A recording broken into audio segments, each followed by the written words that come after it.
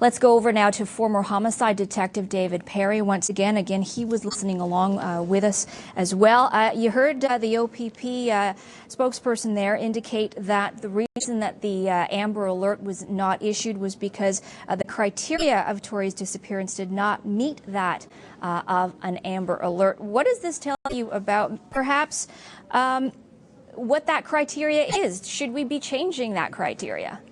Well, first of all, the chief was quite correct in what he said, and from what I know about the case, it certainly didn't meet the criteria, the same as some cases that I've worked on.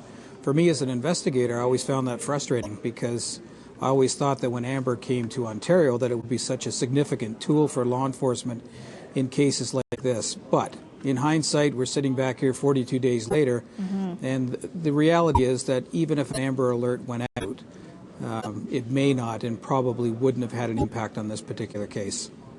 Let's talk about that surveillance tape of Victoria Stafford being led away by a woman. Do you expect that that will be a significant part of this case? Is that significant evidence? That's the focal part of their investigation, and it was quite fortunate that they came up with that in a fairly timely fashion, and obviously spent an awful lot of time researching who these people were that were captured on there. We heard about the green vehicle and all kinds of other things. And sooner or later in a case like this, you hope that you're going to get the break that takes you to the suspects.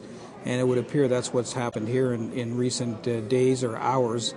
And they've gotten onto these two people, and now they're under arrest.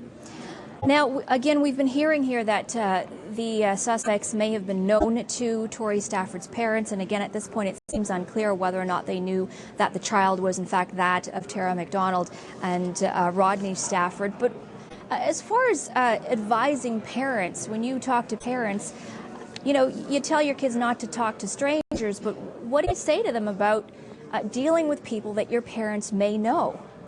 That's a very difficult one, but even with parents, even for people that the child might know, it's always good to have some kind of advice, which might include a personal family code to make sure that it's okay for you to leave with that person. And that's standard advice that we give out to the public.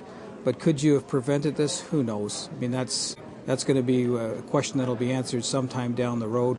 The important thing now is to try and focus on getting Tori back. And from an investigative standpoint, once they find Tori's body, then they've found the crime scene. And once they've got the crime scene, hopefully they're going to find some forensic evidence that will link these two individuals strongly to the case and to a successful prosecution.